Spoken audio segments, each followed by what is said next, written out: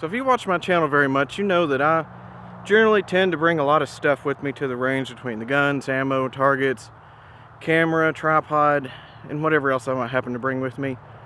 And it's a little bit of a hike from here at the shooting area, way back there at the parking lot. So I usually have to make a couple trips, or I look like a loaded down pack mule that you might see at the Grand Canyon. But today, that all changed. Check it out. It's a little wagon.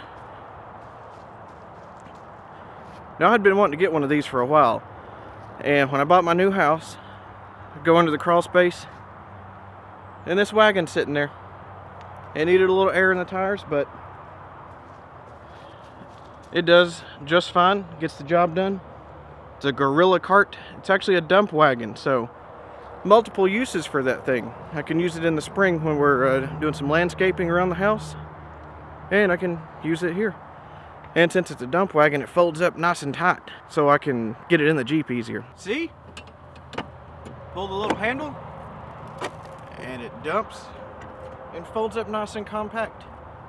Fits in the back of the Jeep just fine. And goes back down even easier. Full tight turning radius. So it's just an all-around good wagon. So if you've watched my last video, you know that I picked up this Rifle Dynamics AK here. Beautiful AK. Although Rifle Dynamics is known for their quality and their attempt at perfection, well, not really attempt, but they pretty much have perfected the AK. They build it the old school way, true craftsmanship, one at a time, many hours in each gun. So they built this Christmas special out of AKM parts kits. I'm not really sure where the parts kits came from, but they're good quality. I've put about 300 rounds through this gun now, and it's been flawless, very accurate. But I wanted to make a few upgrades to it to fit my needs. First and foremost was this US palm grip. That's the main reason I bought the gun. I had the grip and needed a gun to put it on. How's that for logic? It came with just your standard gas tube. So I put the Ultimak rail on it, and the red dot I've got on here for right now, SIG Romeo 5. Red dot on an AK. To some, that could be considered sacrilege. For me, I could shoot just fine with the iron sights. The red dot is a little easier to acquire for me, especially if it's, dark, whatever. And for the Ultimak, I wanted an option to attach something to the rail, flashlight, sling mount, whatever. Although it does have a sling mount here. If I wanted to do any kind of QD sling mount, I needed that. So, red dot. It won't really co-witness with these sights because you can't get it low enough. But for my purposes, that's okay.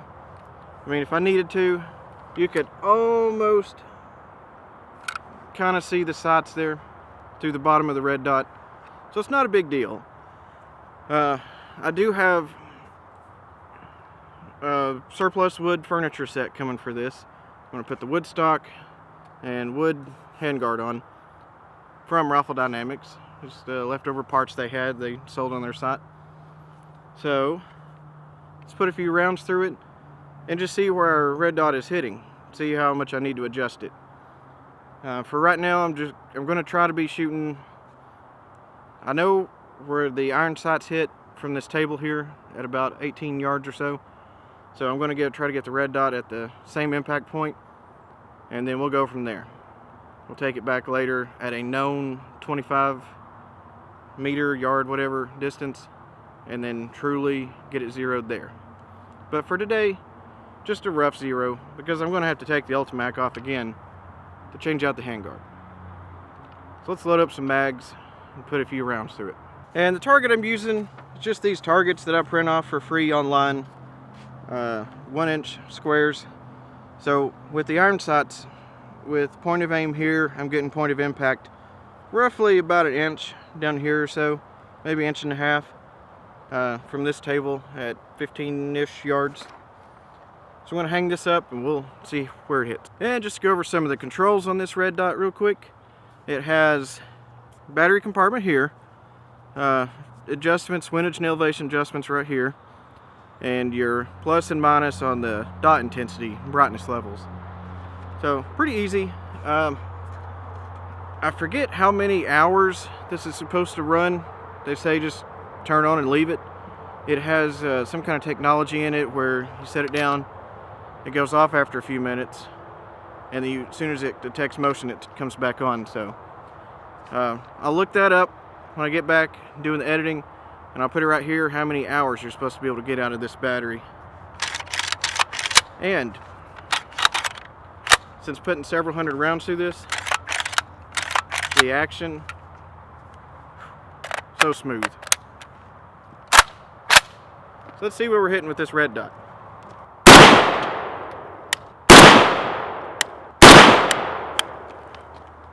So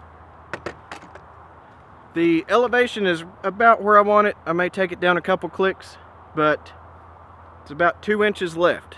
So we're going to adjust that, try it again. So here's where we started, and we've got it moved over, got it a little too far. Going to put a new piece of paper up and then see where we are now. So here we are now, point of aim right here, point of impact down here. Still need to bring it over just a little bit, but for now that'll be good enough to get my day going. Going to shoot it a little more here, sight it in, and I'm going to put a few hundred more rounds through this gun. Still, so far, no flaws, no jams, failures, anything. It's got a perfect ejection pattern, and if you have the cash and you're in the market for a good AK that you can depend on to save your life if you need it, or just to come out to the range and blast a few hundred rounds through it without it blowing apart like a cheaper gun, you can't go wrong with the Rifle Dynamics or Definitive Arms, Krebs Custom, any of the top level names, or even an Arsenal. So I'm going to put a few hundred more rounds through this thing. Junk Food Zombie's coming out here. He's bringing some new guns. We're just going to have a fun day. And I've got another steel target coming. When I get it, probably in the next couple weeks or so, I'm going to come back out here on a day when it's not 20 degrees and set up both targets down here, do some long range fast shooting with the red dot and without the red dot, and just see, you know, does the red dot make that big a difference on an AK? I don't know if it does or not. We'll find out. Thanks for watching.